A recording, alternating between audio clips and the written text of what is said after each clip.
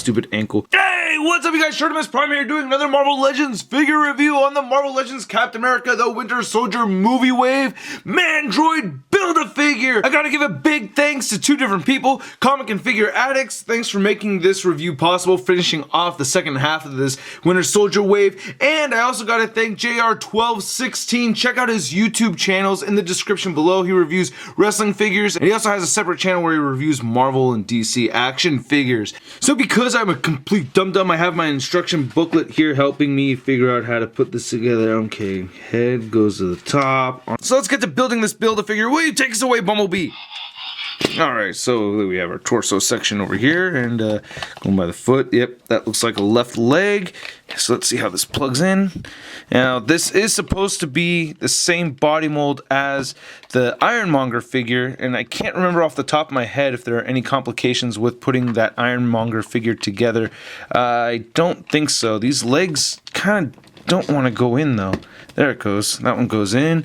This one didn't make the clicky sound. There it goes. Alright, so this isn't too bad so far. And then we have what looks like to be the right arm. Just plug this in right now. Alright, got that going. Seems pretty easy. And then we got the left arm. Plug that in. Ooh, that didn't sound good. Yeah, that looks like something's not right. That's not really in all the way over there, right? No, that actually looks kind of even. If I look at it from side, I just feel like I'm getting kind of a gap over here, but similar kind of gap on the other side. Alright, that's not terrible. And we have this gun, this shoulder cannon, and I'll just plug that in right over here. And that stays somewhat securely, and then I'll form the head. And let's see, wow, it looks like it's going to get really buried in there. Saw Century Productions review, and it's whoa, ooh, my thumb is still kind of hurting a little bit.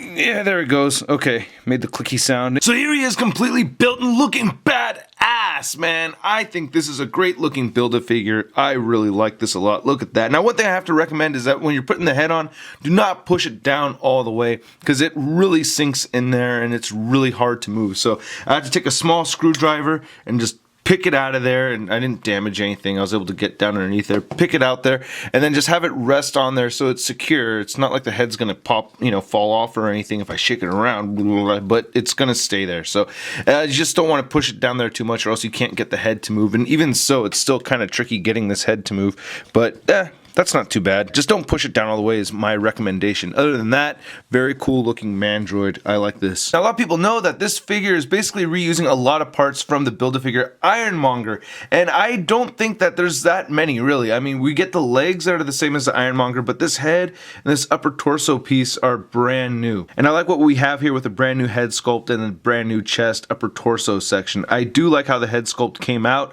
The paint applications are just a little messy over here, but it's not bad. Nothing really big to complain about over there. We get this kind of marbleized look with the plastic, which I like. I've been told that this is the plastic powder or whatever not being mixed thoroughly, and it's kind of a mistake more than anything, but I think it kind of looks cool, and I especially like the sparkles in the plastic.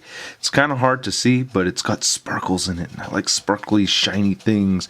They look cool to me. I think the shield logo on his chest came out very clean. This whole piece right here is brand new. Same thing with this shoulder cannon, which is kind of tilting upward a little bit. Hey, that's okay. Which kind of looks like a mistake, but it's actually working in the benefit of the figure because it's more in line with his eyesight, I think. And this has a peg right here. You can rotate this if you want to. I'm not sure if the character has it so that it rotates, but if you just lift it up a little bit and then move it around, you can do that if you want, but it's supposed to sit in place like that, so that's not shabby.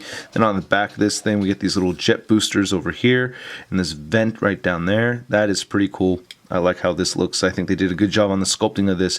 Now from here right down, like this spine and everything, that's the same exact thing that we see in the Ironmonger, and down is exactly the same exact thing from Ironmonger, just with gray plastic or silvery gray plastic instead. The figure isn't as vibrant or as shiny as the Ironmonger figure, but I still think this looks cool. I like this added tube. Now these arms are based off of the Ironmonger figure, but they added these pieces, like this piece right here.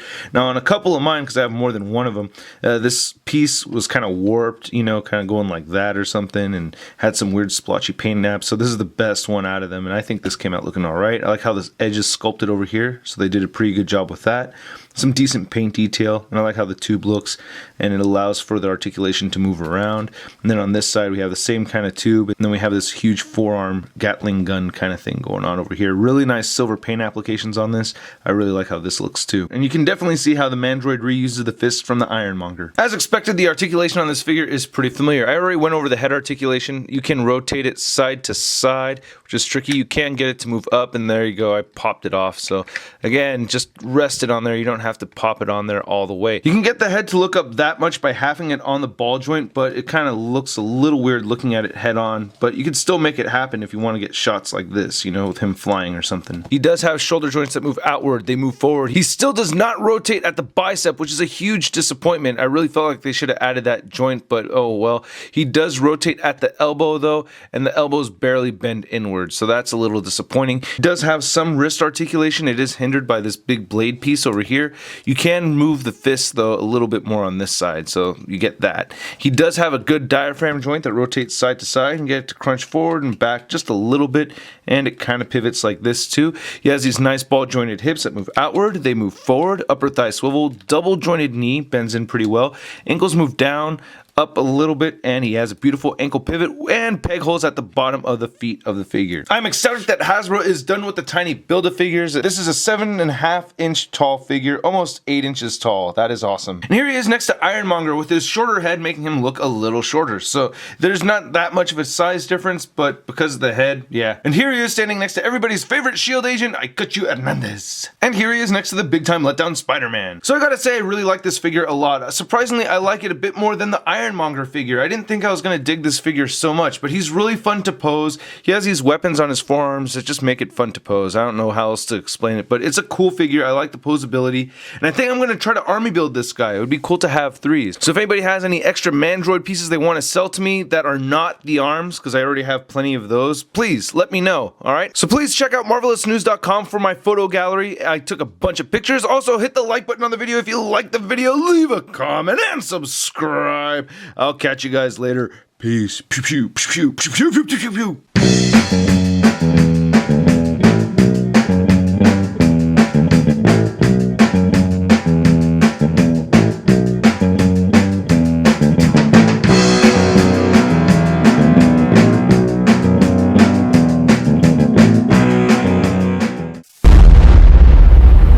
That's crispy. And here he is standing next to